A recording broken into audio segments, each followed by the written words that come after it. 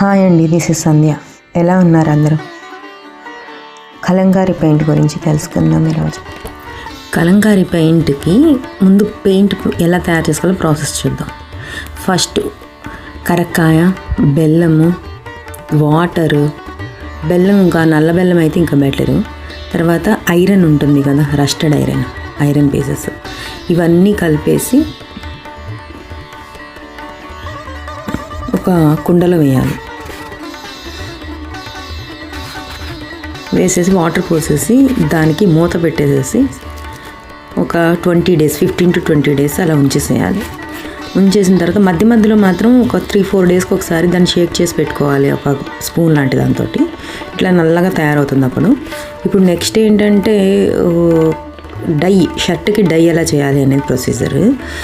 మనకి పెయింట్ తయారైపోయింది కదా, డైకి ఎలాగూ అంటే దానికి కూడా కరక్కాయ ఉంటేనే మనం తయారు చేసిన కలరు షర్ట్కి అతుక్కుంటుంది. సో కరక్కాయని ముందుగా చిత కొట్టేసుకుని నీళ్లు పోసి నానబెట్టుకోవాలి. 1 day నైట్ నానబెట్టుకుంటే పొద్దున్నే అది తయారవుతుంది. దాన్ని మిక్సీ వేసుకోవాలి. మిక్సీ వేసుకుంటే అట్లా అవుతుంది. మిక్సీ వేసిన ద్రావణాన్ని ఒక గిన్నె తీసుకుని గిన్నె మీద ఒక క్లాత్ వేసుకొని దాన్ని గట్టిగా వడగట్టుకోవాలి. మొత్తం అంతా తీసేసేయాలి. అందులో ఉన్న వాటర్ మొత్తం తీసేసుకుని ఆ పిప్పి పక్కన పడేసుకుని ఆ వాటర్కి మనం ఏం యాడ్ చేయాలంటే మిల్క్, వీలైతే కౌ మిల్క్ దొరికితే చూడండి, లేదంటే బఫెలో మిల్క్, అవి కూడా పచ్చి పాలు, కాసిన పాలు పనికిరావు. ఇవి యాడ్ చేసుకున్న తర్వాత షర్ట్ని సోప్ చేయాలి. ఈ షర్ట్ని సోప్ చేసేటప్పుడు కూడా ఏంటంటే ప్రొసీజర్, షర్ట్కి గంజి ఉండకూడదు. గంజి ఉంటే మాత్రం ఇది అతుక్కోదు. ఒకవేళ అతుక్కున్నా కూడా పెయింట్ అతుక్కోదు ముందు. తర్వాత దాన్ని ఆరబెట్టాలి. ఆరబెట్టిన తర్వాత ఒక 1 hourకే ఆరిపోతుంది, ఈజీగానే ఆరిపోతుంది. తర్వాత దానికి మనం తీసుకొచ్చేసుకుని మనకు కావాల్సిన ఏదైతే డిజైన్ అనుకుంటున్నామో దాన్ని పెన్సిల్తో డ్రా చేసేసుకోవాలి. నేనైతే సింపుల్గానే డ్రా చేశాను, షర్ట్కి కదా అని చెప్పి, అందులో సింగిల్ కలర్ కదా అని చేశాను. అయితే ఇప్పుడు ఏంటంటే దీన్ని పెన్ అని ఒకటి ఉంటుంది, పెన్ కలంకారీకి. దాన్ని మనం కూడా చేసుకోవచ్చు, గోన్ సంచి లాంటివి క్లాత్ పెట్టేసి దారాలతోటి.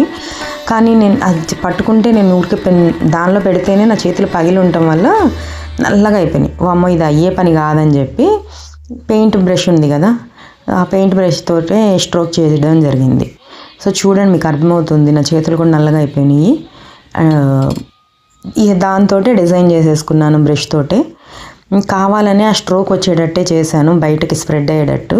సింగిల్ కలర్ కదా, కొంచెం ఎలివేట్ అవ్వటానికి, 3D ఎఫెక్ట్ రావడానికి అని చెప్పి చేశాను. సో ఓవరాల్గా అయితే ఫినిషింగ్ అయిపోయింది.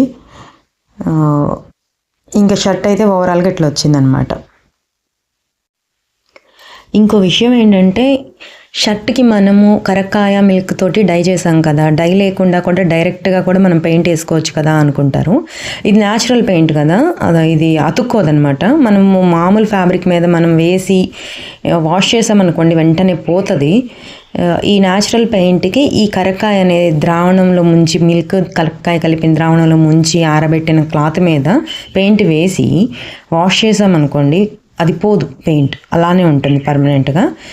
ఒకవేళ పోతుంది అంటే మనం చేసిన రేషియో ఏదైతే ఉందో అది రాంగ్ అయి ఉంటుంది. లేకుంటే సాధ్యమైనంత వరకు 99.9% పోతుంది.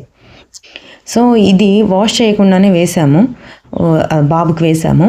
వాష్ చేసినా కూడా ఇది పెయింట్ పోదు, ఎందుకంటే పర్ఫెక్ట్ రేషియోస్ మనం వేసుకున్నాం. మీకు ఇంకా ఏమైనా డౌట్స్ ఉంటే కనుక అడగండి, నేను చెప్తాను. ఫ్యాషన్ డిజైనింగ్ గురించి కానీ, స్టిచ్చింగ్ గురించి కానీ. ఒక చిన్న ఐడియాతో జీవితాన్ని మార్చొచ్చో లేదో తెలియదు కానీ ఒక చిన్న ఐడియాతో లుక్ అయితే మార్చుకోవచ్చు.